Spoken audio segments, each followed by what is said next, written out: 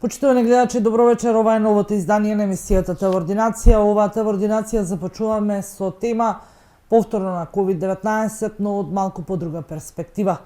Доктор Милијана Кацарска, психијатар во една од приватните здравствени установи во градот, зборува дека COVID-19 не само што прави здравствени проблеми во однос на заболувања кои што ги предизвикува COVID-19, односно вирусот, и напаѓајќи го човечкиот организам, ја напаѓа и психата. Какво е менталното здравје на граѓаните по пандемијата со COVID-19 во разговорот кој што го направи колешката Катерина Давчева.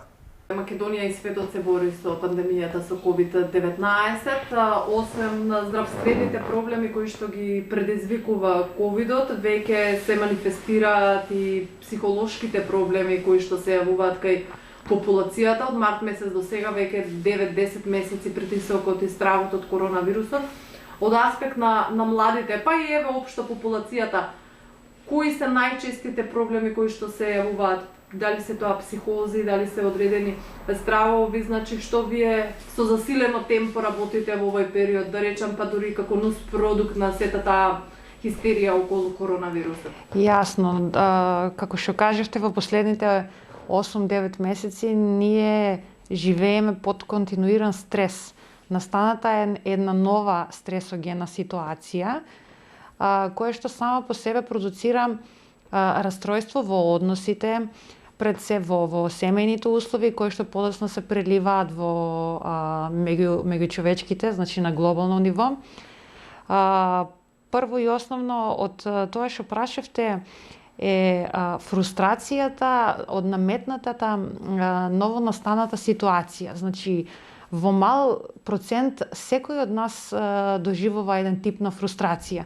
Имено фрустрацијата од рестриктивните мерки, од нагло пресечениот начин на живење.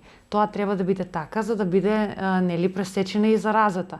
Со тоа доаѓа до промена на квалитетот на живот, значи пред се промена на квалитетот на денот. Колку малку квалитетни денови, толку апсолутно се намалува и квалитетот на животот. Луѓето до сега можам да кажам дека и покрај 7-8 месеци, значи се снаоѓаат. Луѓето имаат способност за адаптација на различни ситуации. Ние тоа стручно го нарекуваме резилиенција, односно отпорност.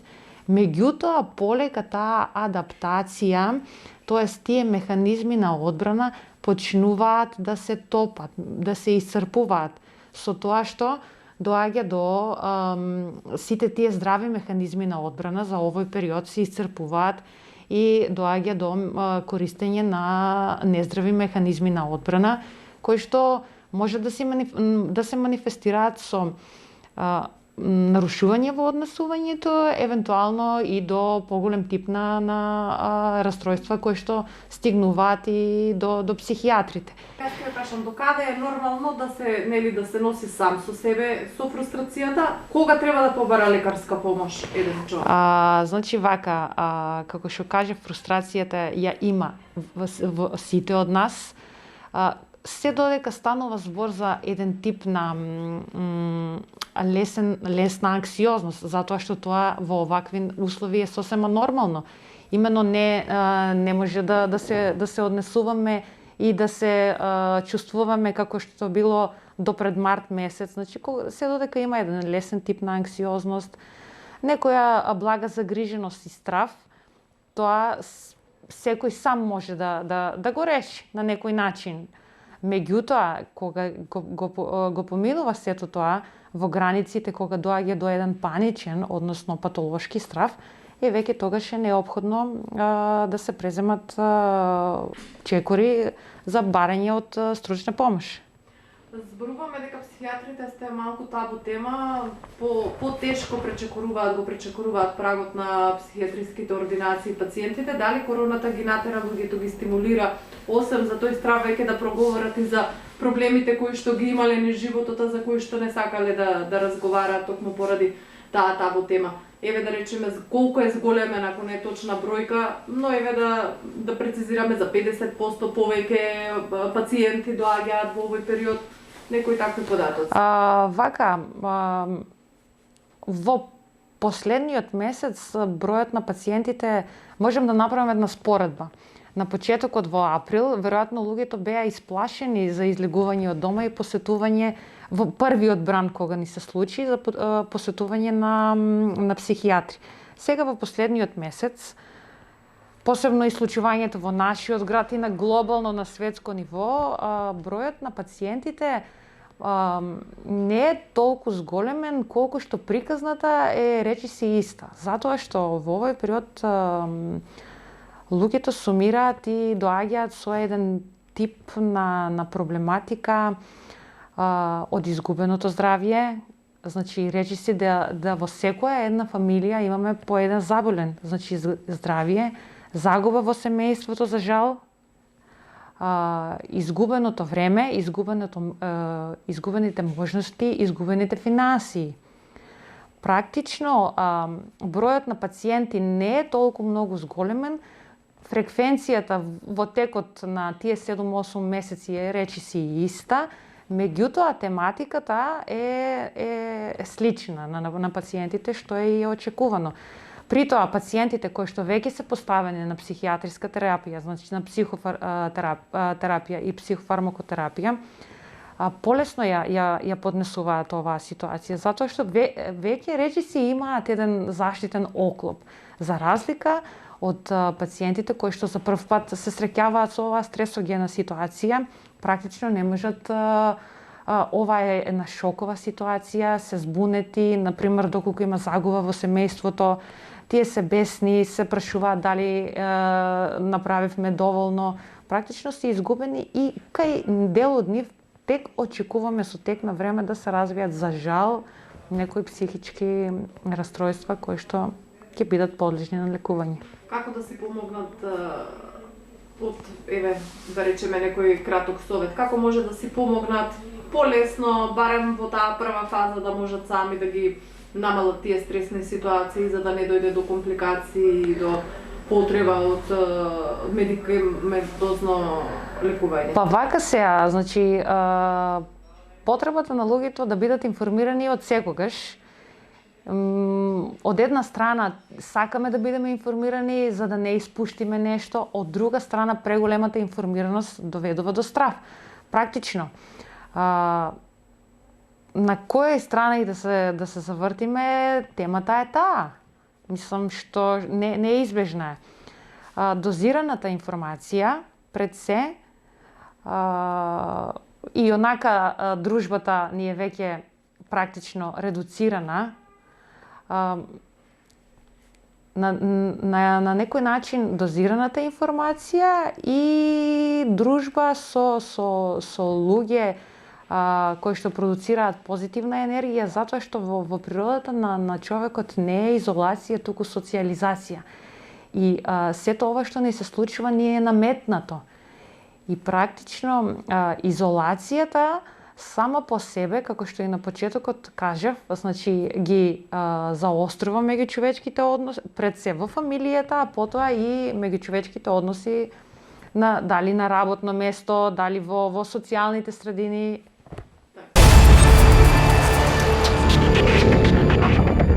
Ја слушнавме доктор Милијана Кацарска, која зборува за психичкото здравје на граѓаните по COVID-19, но и за она што треба да сториме со цел да го зачуваме менталното здравје. Ние остануваме на COVID-19, ова канал ВИС работи на проект Инфицирање на вистината за време на COVID-19, последната циклус од изданието на емисиите од областта на здравството. Извојуваме само дел од емисијата со првиот човек на јавната здравствена установа, директорот Наке Гогов, кој што зборува за моменталната состојба со пациентите, модуларната болница и новиот крак.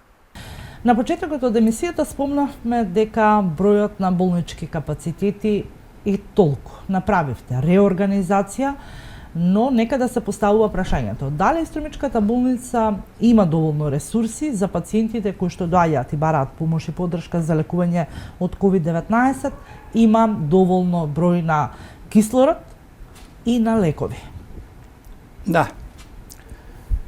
на инфективно одделение кај што се лекуваат пациенти со COVID-19, кај што работат колегите. И терапијата која што ја спроведуваат на пациенти кои што се лекуваат е терапија која што се дава по протокол од инфективна клиника, а ние тоа го имаме.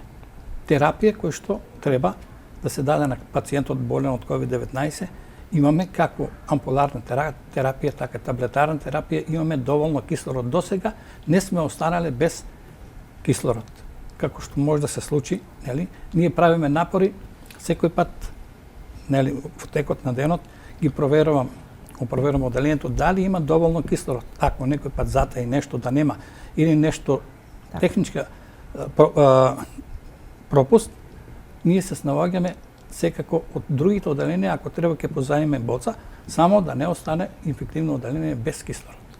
Секој пат сме имале кислород. И од технички гасови кои што нас снабдуваат со кислород не сме имале проблем сега.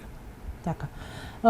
Дворот на Струмичката болница понекогаш е преполн, понекогаш знае стихино да се намалат бројките, гледката пред болницата е секогаш различна. Во пресред ви излегува Црвениот крст кој што поставија шатор. Многумина од граѓаните тогаш велеа дека овде ќе лежиме во шаторот, но меѓутоа намената на шаторот кој што го постави Црвениот крст е сосема друга. Намената на шаторот, шатор што се постави во дворот на инфективно одделение е заради временските услови, кои што сега еве есен зима, пациентите не можат да бидат внесени сите внатре во инфективно одделение или амбуланта, затоа што не е дозволено собир на толку густо собирање на луѓето. Мора да држат дистанца, да носат маски, а тоа во шаторите ќе биде идеално решение кај што може да се почека додека да почне прегледот на пациентот во амбуланта, во инфективна амбуланта. Шаторите се за таа намена. Така.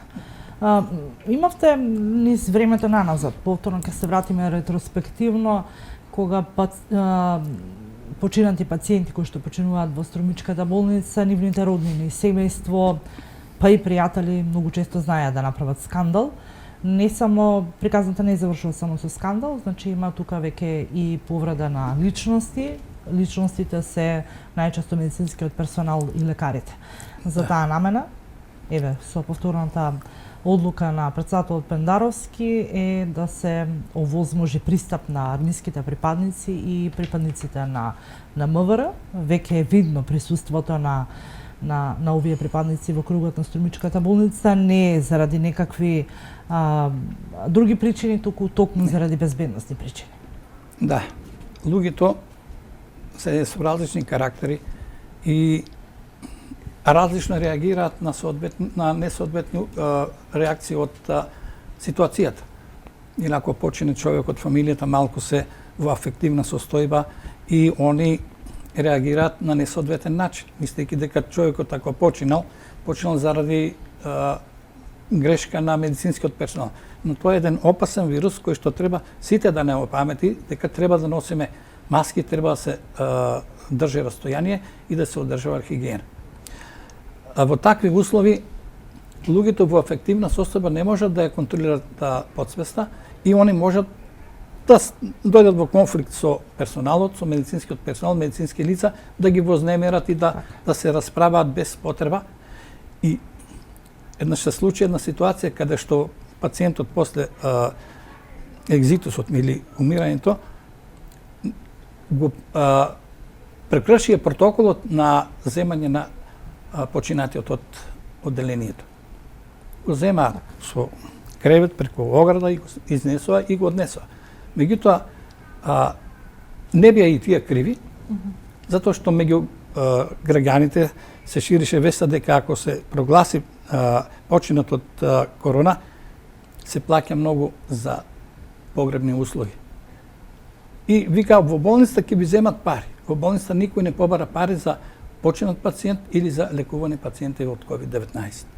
Тоа компаниите, погребалните оператори, они си стават цени, они треба да бидат подложени под некоја инспекцијска контрола на, Така. пазарна инспекција. Така. За да имаме увити на цените кои што Да. секако ги прават. Ние во болницата не сме побарале на ни еден пациент починат или лекувам во болницата да плати партиципација или нешто друго.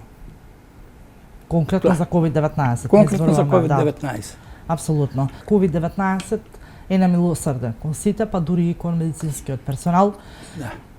Има не само медицински персонал, од болничари и медицински сестри, има позитивни и лекари. Каква е во моментов состојбата? Дали може да сметаме дека барем во кругот на болницата лекарите и медицинскиот персонал може да бидат поштедени од COVID-19? Од COVID-19 никој не може да биде поштеден, оти тоа е еден вирус опасен кој што некои, мислам и граѓаните ширија дезинформации дека тоа е завера, дека не постои такво, дали викат ти директоре, докторе, веруваш во такво нешто? И јас им одговорав, вие почитувајте ја одлуката на Комисијата за заразни болести на владата на Република Македонија и носете маски, држите растојание и хигиена. А не дај Боже некој од твоите или ти да се зарази со таков вирус, па тогаш не можам јас да ти кажам, да гарантирам как ќе биде твојот живот понатаму. Оти луѓето, знаеш, додека се здрави, они не знаат што е болест. Ако се разболи, тогаш ќе знаеш што е болест. Затоа поедини луѓе така малку го сватија како шала, како невистина, ама ние не сме само ние тука, па ни цел свет се прошири тоа пандемија, инфекција на целиот свет. И посилни држави кои што можат да одговорат и економски, настраdaa. Така. Каква е во моментов бројкава? Колку лекари ни се позитивни и медицински персонал? Моментално имаме 10 сестри кои што се позитивни и се во изолација или на домашно лекување, или не примат терапија, ама морат да се изолират за тоа што се позитивни. Имаме двајца доктори кои што се позитивни, изолирани и дури некои имаме на лекување.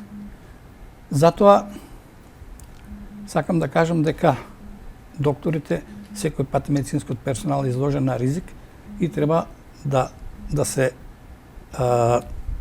заштитуваат да не се инфицираат од пациентите и обратно. Така, немаме починато ниту медицински персонал, болничари и медицински сестри, ниту лекари. За среќа, да. Многу често спомнувавте дека Струмичката општа болница кубори и без COVID-19 со медицински персонал, но еве COVID-19 како сите да мораше да ги сплоти во едно, па сите да работиме во интерес на COVID-19, не занемарувајќи ги сите останати болести и пациенти кои што се лекуваат во општа болница Струмица. Каква е состојбата и гледате ли некаква позитива? Состојбата моментално во Струмичката болница е да целокупниот персонал е впрегнат, насочен, фокусиран кон лекување на пациентите од COVID-19. Тоа не значи дека и другите пациенти кои што имаат хронични болести и бараат лекарска помош, прегледи во болницата, се изоставени. Значи сите амбуланти во општа болница Струмица работат нормално. Но да ви кажам дека луѓето кога ќе се појави еден симптом на пациентот, јако е хроничен пациент, и прво се помислува дека тоа е нешто од COVID-19, затоа што прв пат ние се среќаваме со таква патологија, на таков вирус. И другите пациенти не се изоставени од прегледите и терапијата која што им е потребна да им се даде заради болеста што ја имаат. Затоа медицинскиот персонал е доста изморен. Знаеш, регрутираме сестри од другите оделенија, доктори. Имаме 22 специјализанти повлечено од специјализација. И они се во шемата за работа во ковид центарот, се менуваат, дежурат и амбулантски работи. Така да се трудиме колку можеме да одговориме на потребите и барањето на пациентите, како би ги прегледале понавреме би ги диагностицирале и понавреме би даде терапија, така да луѓето се излекуваат Така. од таквата болест. Така, директоре, и на почетокот пред да го поставам прашањето кажав COVID-19 е навистина не само непозната тема, но тема која што отвори многу прашања во областа на здравството, во здравствениот систем и сите се надеваме дека еве иако многумина се песимисти и велат дека здравствениот систем ни е крах, не доживува еден дебакл, но сепак мораме да се држиме на ноза си со цел сепак ние кои остануваме да бидеме оптимисти дека само со упорност и со работа можеме да постигнеме многу. Не би рекол дека здравствениот систем ни е крах. Не сме само ние. Туку имаме многу примери, посилни држави, мислам, побогати и економски. И кога една Холандија испраќа пациенти во Германија на лекување, ние тука, мислам, во нашите можности сепак се држиме и за сега граѓаните нека бидат сигурни дека можат да се лекуваат во нашата болница, ќе им биде пружена целата медицинска помош која што е потребна, како во лекови, така и во нега на пациентите. Ние додека можеме, нели, докторите, сестрите и другиот медицински персонал ќе дадат се од себе за да успееме и да ја надминеме таа криза сите, еден ден излеземе така среќни за тоа што сме победиле едно зло кое што Невидливо, да. Кое што го потресе целиот свет. Се обидувате, верувам дека многу напори, многу сила е потребно да се отвори новиот крак, но упорноста можеби ќе се исплати. Еве можеби и пандемијата некако ги турка напред работите, полека го опремивте. Што недостасува таму уште за да може да профункционира барем еден дел од новиот крак? Во новиот крак, кога дојде директор, на новиот крак му требаше една анимирање на грандежната оператива, мислам на компанијата која што го работи кракот, и во проектната единица во Министерството за здравство многу ми помогнаа луѓе кои што беа таму, за да се интензивира градењето на новиот крак. Јас се надевав дека ако не беше короната, досега ќе беше пуштен новиот крак со сите негови мислам карактеристики како што требаше да се користи. Малку не закочи короната. Најосновно од кое сега не можеме ние да кажеме дека ќе беше пуштен ако не се направи трафостаница. Тоа беше на проектната единица од кога е почната изградбата на новиот крак. Тоа е еден пропуст, да не кажам да се прави нова зграда, а да нема трафостаница од кај ќе се напојува со електрична енергија. Сега на крајот уште тоа не останува. Да се направи нова трафостаница и се ќе биде готово. Таа чини пари или пак можеби не е проектирана доволно, па има не некакви проблеми? Не е проектирана доволно, плюс нели како да кажам за маркица за градење, тие се административни работи кои што некој пат го забавуваат процесот на работата за да се заврши побрзо. Што билат вашите очекувања? Кога би можело конечно? Знаете како е, кога сте од другата страна на камерата и кога постојано велиме ние новинарите, па заедно со вас секако надлежните раководители на институции и на еве конкретно на општата болница дека наскоро до крајот на летото, до крајот на септември, до наредниот април, знаете некако несериозно делуваме. Реалниот проблем постои да трафостаницата, инженерите велат дека доколку се напои новиот крак од веќе постоечката зграда во општа болница, дека ќе настане тотален мрак, дека нема да функционира ниту веќе постоечкиот капацитет на општа болница. Сите се стремиме некако сите да почне да функционира овој нов крак, секако дека ќе биде улеснителна околност за вас лекарите. Новиот крак е граден по европски стандарди на болници, кој што мислам кај што ќе се лекуваат пациентите ќе биде многу добро. Мислам, секоја соба има санитарен јазел, кај што немат мешање тоалети за едно користење и други потреби. И единствено останува да се приклучи трафостаница да се направи. Мислам, тоа ќе биде за месец до месец и пол ќе бидеме готови и може тогаш да се пушти болницата во употреба вториот крак, каде што ќе бидат сместени хируршките гранки, ќе бидат растретени стариот дел, кај што е, нели, порано имавме лифтовите беа постојано расипани, бараше сервисирање скоро секој ден, имавме проблеми со транспорт на пациенти до одделите. Сега со новиот крак се надевам дека за месец до месец и пол ќе бидат готови и тој проблем ќе го снема, а условите кај што ќе бидат сместени пациенти ќе бидат, да не кажам, на европско ниво, на да. европско ниво. Така. Сега вака да направиме една паралела. Го започнавме во меѓувреме пред неколку дена, започна изградбата на модуларната болница, допред неколку, ајде да не речам денови, еве недели и месец, министерот за здравство велеше дека новиот крак, односно првиот спрат од новиот крак на болницата ќе биде наменет за регионален ковид центар. Останува таа идеја додека да се опреми модуларната болница, па во меѓувреме да се пренамени првиот спрат за ковид центар, или пак останува само да чекаме да се направи модуларната болница? Се надевам дека Ова беа темите кои што ги работевме за оваата во ординација и на самиот крај прилогот на колешката Сузана Мицева, која што зборува за модуларната болница во Гевгелија. Што таа опфаќа, до каде се активностите и колку пациенти ќе бидат згрижувани во Гевгелија. Југоисточниот регион ќе има 2 модуларни ковид болници. Почна поставувањето на овие времени објекти во Струмица и Гевгелија. Минатата недела почнаа подготвителните работи во Струмица за после неколку денови да се работи на регионалниот ковид центар во Гевгелија.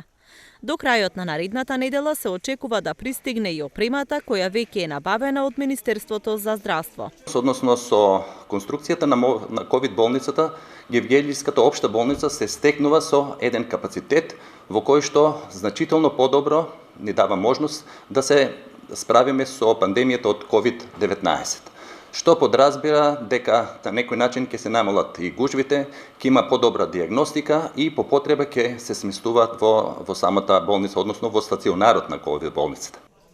Модуларната болница ќе заземе површина од 400 метри квадратни со дел наменет за подготовки на персоналот со заштитна опрема, оддел за прием на пациенти каде ќе се зема бриз и ќе се изведуваат тестови за коронавирусот и согласно резултатите ќе се упатуваат пациентите дали треба да останат во ковид стационарниот центар или на друго специјалистичко лекување во болницата. Се надевам дека во пресред на зимскиот период, во пресред на разни други вируси, како што и грипот и друго, граѓаните на општина Гевгелија на време ја добиваат ова модуларна болница, така да мислам дека ќе им биде возможен на медицинскиот персонал и на менеджментот во општа болница Гевгелија полесно да ги менеджираат работите и состојбите со COVID-19. Освен Гевгелија и Струмица, уште 14 општини во државата ќе добијат вакви ковид центри кои што ќе функционираат како регионален ковид. Гевгелија во моментов го покрива и регионот на Богданци и Дојран.